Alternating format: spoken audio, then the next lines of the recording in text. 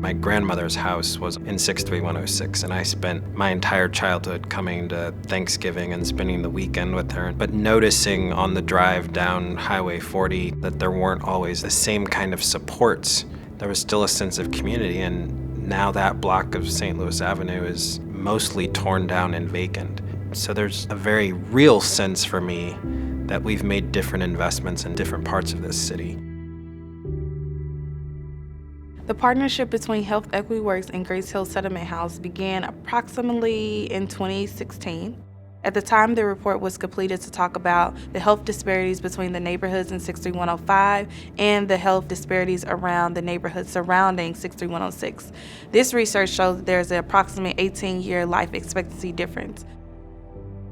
Grace Hill at the time was really excited and engaged because they wanted to do community differently. They really wanted their work to focus on the empowerment, the engagement, and the enrichment of community.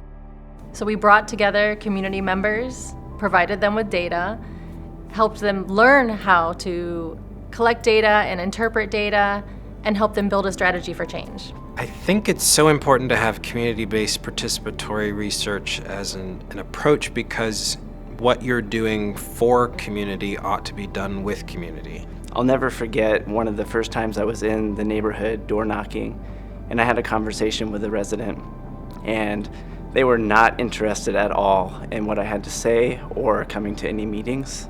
And they asked me to stop and look around. They told me that they'd lived in the neighborhood for over 30 years, and academic institutions, students, organizations had came and went, and nothing had changed. We know that the most effective interventions involve the affected population and aren't cooked up in a laboratory somewhere or sitting in an office on a university. Throughout the process of research, I learned the value of not guessing, but coming up with information. Going into this, I wouldn't have picked a park in the College Hill neighborhood as the number one thing to have health impact. But that's the point. I wouldn't have done it. I don't live in College Hill. College Hill is the only neighborhood in this entire city of St. Louis without its own official city park.